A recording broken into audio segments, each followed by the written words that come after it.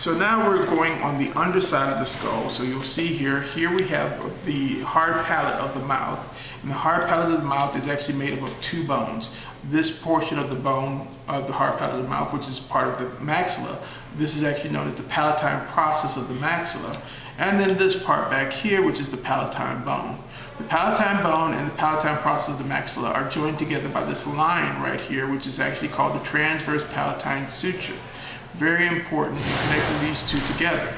You'll see also that the palatine process of the maxilla are joined together at this point right here at what's called the median palatine suture. And that's very important because those two have to join together to actually form a complete hard palate. Otherwise, you end up with a cleft palate in the roof of your mouth. You'll follow the median palatine suture upwards and you'll see that there's a depression right here. This depression is known as the incisive fossa, and it leads into an opening called the anterior palatine foramen. So oftentimes, incisive fossa and anterior palatine foramen are used interchangeably. As we move backwards towards the palatine bone, you'll see that we have an opening here called the greater palatine foramen and a small opening here called the lesser palatine foramen. If there's more than one palatine foramen, it's then called a lesser palatine foramina.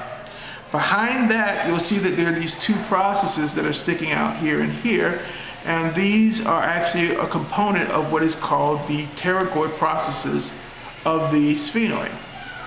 And you'll see that they're on either side, pterygoid processes of the sphenoid. As we move downwards, you'll see that we'll then get towards the center of the skull, and we'll see that where the star is, there's actually a little small rounded process known as a tubercle at that point. This, of course, is known as the pharyngeal tubercle.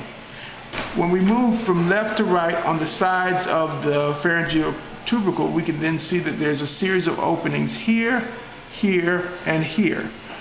These foramen are named as follows: foramen lacerum, foramen ovale, foramen spinosum. These three will form this triangle of openings that then lead you to then find some of the other openings on the skull, which includes right behind it, this opening right here, which is the carotid canal.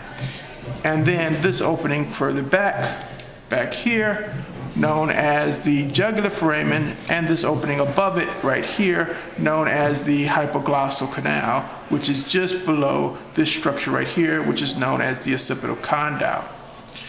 If we then look, we can see that there's a fang-like structure here called the styloid process, and again, here's the mastoid process formed on the temporal bone. There's an opening in between the styloid process and the mastoid process, and this is known as the stylomastoid foramen.